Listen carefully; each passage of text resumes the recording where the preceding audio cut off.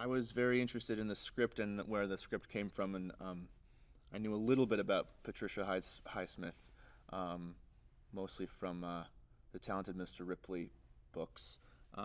So that plus Adrian and him sort of coming back on the scene after all these years, it's very exciting. And then of course to work with Ben and Anna was, I mean, I would do anything to work with them. So it was kind of a no-brainer, to be honest.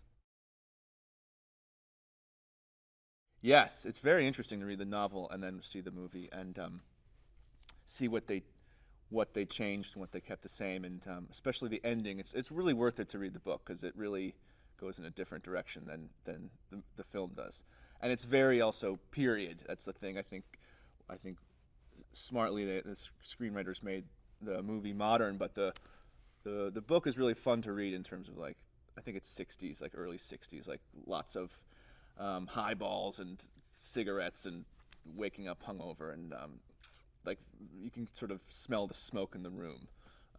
So yeah, it gives a really nice insight into the general idea. But the movie is definitely like its own self-contained thing. I think they really did a great job of modernizing it and keeping the soul of it, but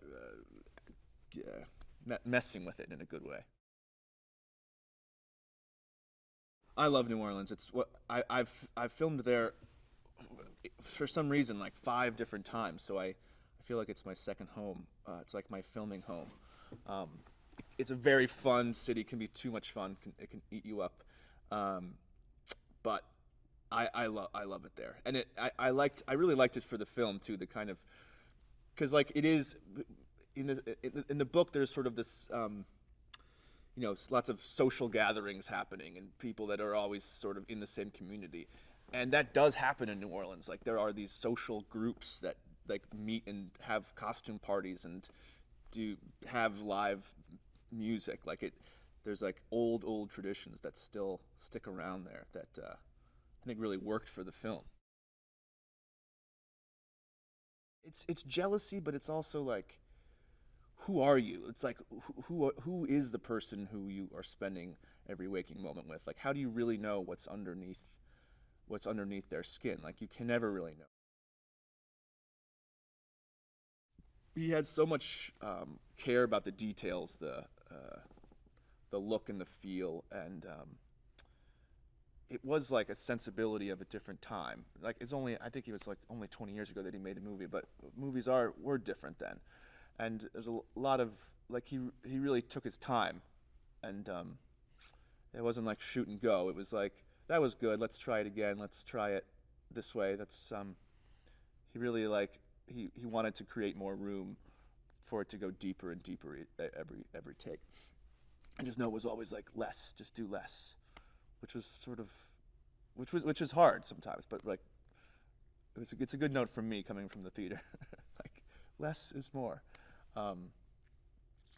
Yeah, it was just it was like cool to just sort of watch the legend work, you know. Tony and Melinda. Well, I think that they were a fling like in college. That was sort of what we decided a while ago, and then um, Tony fell in love with traveling and the environment and like outreach, and so I think he just sort of moved on, and I think it was amicable, but I think that he did break up with her, and I think that's a rare thing. Like she has her way with someone and then leaves on her own terms most of the time, and so I think the fact that it's briefly mentioned, but the fact that he says, "Oh, Tony broke up with me," is like a thing that kind of maybe sticks with her still, like trying to kind of regain that in some way, and I think it probably hits Vic a little differently too. Like, oh, this is not a guy that you just threw away. Like he left you.